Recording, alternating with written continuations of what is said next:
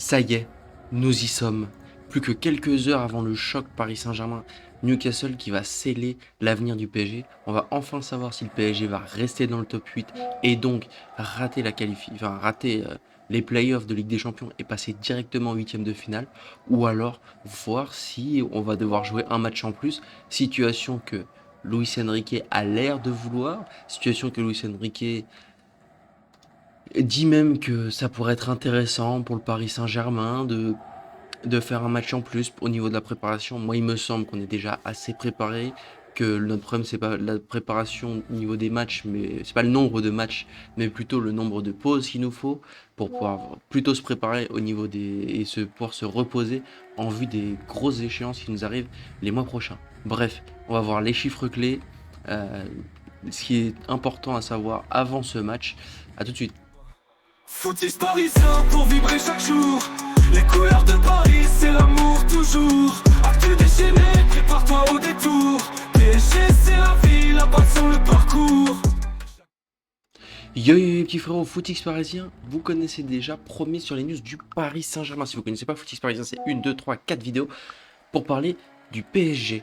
Bref, passons à la vidéo. Ah non, avant ça, je voulais vous remercier les gars. On a passé les 50 abonnés. Je vous rendais même pas compte à quel point ça me fait plaisir. Je voulais prendre quelques minutes, quelques secondes de cette vidéo sans vous embêter et qu'on passe tout de suite à PSG Newcastle. Mais pour vous remercier, vous vous rendez même pas compte. Pour moi, ça me paraît énorme.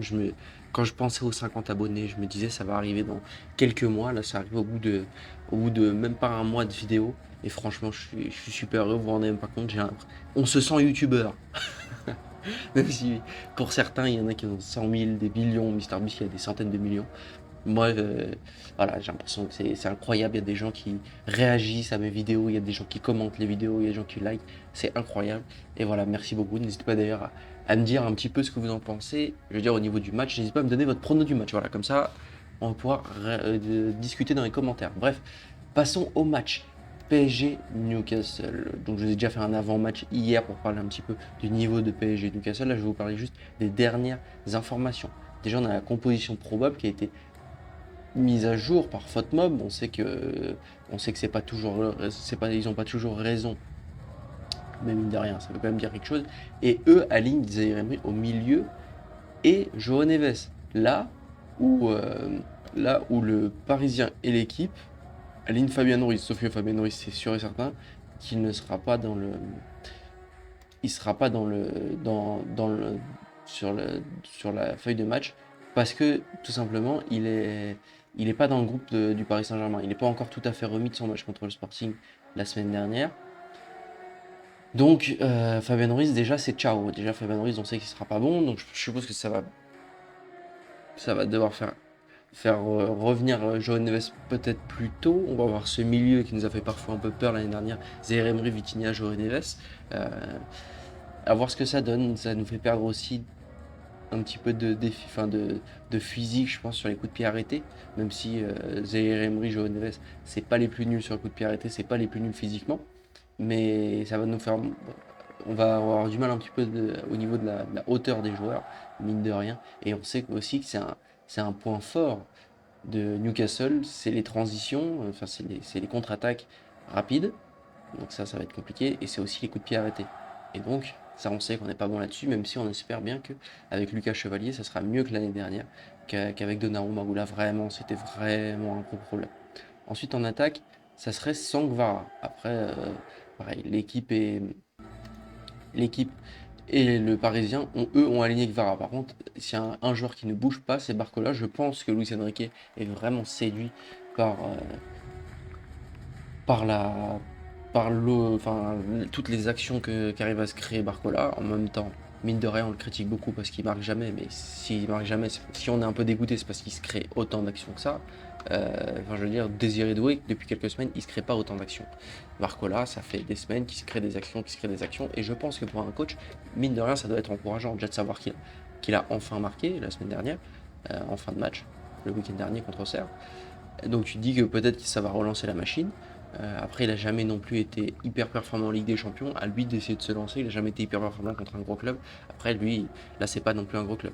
Et aussi, important à noter, même si on le savait, c'est que dans le 11 de, de Newcastle, il n'y aura pas Guimarães. Ni Guimarães, ni Wissa. J'aurais tendance à dire pourtant que Wissa est meilleur depuis quelques matchs que Voltoma 2. Il avait été même préféré sur le match contre Aston Villa. Mais là finalement, c'est Voltoma 2 qui va être préféré. Peut-être pour l'expérience, je ne sais pas. Donc voilà. Et donc sans Bruno Guimarães, qui est le meilleur joueur du, de Newcastle. Euh, donc voilà les raisons de la baisse de forme de Kvaratskhelia. D'après Canal Supporter, Kvaratskhelia était un homme de grands matchs. Oui et non, hein. Moi je suis pas totalement d'accord. En Serie A, Kvaratskhelia c'était fort même sur les petits matchs. L'année où il gagne la Serie avec Naples, c'était le meilleur joueur de Serie A. Donc non, c'est depuis qu'il est au PSG que c'est un homme des gros matchs. Même si cette année, mine de rien, il a quand même quelques beaux matchs références, on va dire. Je me rappelle encore de sa célébration là où il fait le signe dans mes veines. Voilà, il a des bonnes performances. Il a eu un doublé, si je dis pas de conneries, en Ligue 1. Voilà, il a quand même des belles performances. Mais c'est pas forcé. Mais ce qui est sûr, c'est que dans les gros matchs, il est souvent très très efficace. Moi, je pense à son match par exemple contre Arsenal où il avait été très bon avec sa passe décisive là, à la 3e minute. Bon, après, le beau geste vient surtout de Dembélé, mais mine de rien, ça fait une passe décisive. En finale de la Ligue des Champions, il était excellent. Et en fait aussi, c'est parce qu'on l'a pas énormément vu sur des matchs pourris. Enfin voilà, l'année dernière, en quand il arrive en cours de route de la saison, il arrive qu'il y a que des matchs importants. C'est que des matchs importants pour le PSG. Il a toujours répondu présent. Et là, on voit que cette année, il a un peu moins répondu présent. Donc moi, je pense pas que euh, ce soit un joueur forcément uniquement des gros matchs. Je dirais juste qu'il a un début de saison un peu décevant. Et on peut le dire, même pour un joueur du calibre de Kvaratskhelia, qui est un des top ailiers au monde. Voilà, il a pas marqué assez de buts. Il a qu'à 6 buts. Ah non, il a 6 buts en Ligue des Champions depuis le début. En Ligue 1, voilà, il a que 3 buts en Ligue 1 cette saison, c'est pas suffisant. Voilà, c'est clairement pas suffisant pour 16 rencontres, c'est pas suffisant pour un ailier, donc un attaquant de ce calibre-là. Ensuite, vous savez que j'aime bien faire ça, le top 5 des raisons sur pourquoi regarder ce match. Bon, je suppose que si vous êtes là, c'est que vous êtes supporter du PSG et que vous n'avez pas besoin de 5 raisons, vous avez besoin de qu'une, c'est que vous voulez voir votre équipe jouer. Mais si au cas où vous ne saviez pas, au cas où vous dites je regarde ça ou je regarde le multiplex, non, vous allez regarder le match. Comme tout le monde, déjà, effectivement, on a une revanche à prendre. Il y a 2 ans, on avait perdu contre Newcastle 4-1 et ensuite on a fait égalité à la maison, ce qui nous avait miraculeusement sauvés. On a mérité de perdre et on méritait d'aller en Europa League. Et d'ailleurs, le destin du Paris Saint-Germain était complètement différent parce que le PSG en Europa League la première saison, et ensuite, imaginez-vous le PSG en Europa League la première saison, on la gagne pas, imaginons. Ensuite, la deuxième saison, on fait pas le miracle contre Manchester City, on n'est pas qualifié en Ligue des Champions. Luis Enrique est pas, on parle de lui comme un des moins bons entraîneurs du monde. Et le foot, ça peut aller très très vite. Bref, on a une revanche à prendre. Ensuite, c'est vrai qu'on a tous envie de voir quelle attaque va être alignée. Moi, j'espère pas de Barcola, j'espère qu'il va revenir en force. J'aimerais bien Désiré Doué sur le banc, je dois vous avouer. Même si après Kvara à droite, c'est jamais top, il est toujours meilleur à gauche. Mais j'aimerais bien Désiré Doué sur le banc parce que ce petit, il lui faut un électrochoc. Voilà, il nous a fait des bonnes performances, il est rentré en équipe de France. Mais ce petit-là, il lui faut un électrochoc. Il faut que Luis Enrique en plus lui montre qu'il peut être sur le banc, que voilà, je pense. Le retour de João Neves, donc avec l'absence de Fabien Ruiz, on va certainement avoir le retour de João Neves. On espère l'avoir en grande forme. D'après les entraînements, d'après ce qu'on a vu aux entraînements, il ne devrait pas y avoir de problème. Le retour aussi d'Hakimi. C'est Hakimi, moi je pensais plutôt qu'il allait être sur le banc, mais peut-être qu'avec l'absence de Fabien Ruiz, ça oblige à avoir Zaïre Emery au milieu, parce que sinon on peut mettre un Mayulu au milieu.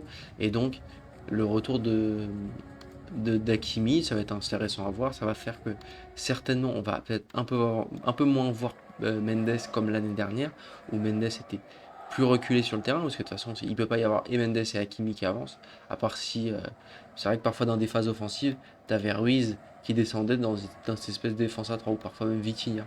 Et après ça peut être intéressant, tu peux aussi avoir Zaïre Emery, mais après Zaïre Emery aime bien jouer vers l'avant. Donc à voir, ça va être intéressant de voir ça pour la semaine prochaine. Et aussi, bon voilà, la raison pour laquelle on va tous regarder ce match, le top 8, il n'y a pas de débat, on cherche le top 8. La Zumba, comme quoi on chercherait pas le top 8, comme quoi le sortir du top 8, c'est 2 matchs en plus. Je rentre pas du tout là-dedans, m'intéresse pas. Moi, je veux le top 8. Je dirais même que je voudrais même plus que le top 8.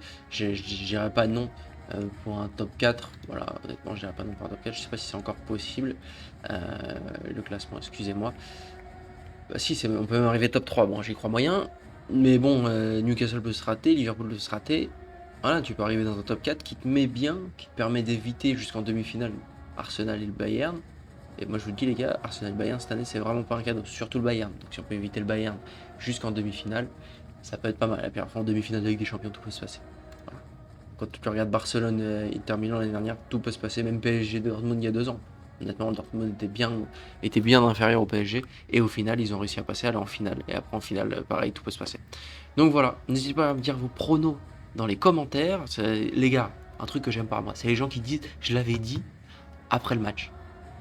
Dites vos pronos avant.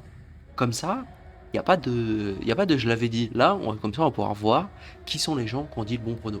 Enfin bref, n'hésitez pas à liker, vous abonner et partager, ça me fait super plaisir. Merci encore pour les 50 abonnés, les petits potes.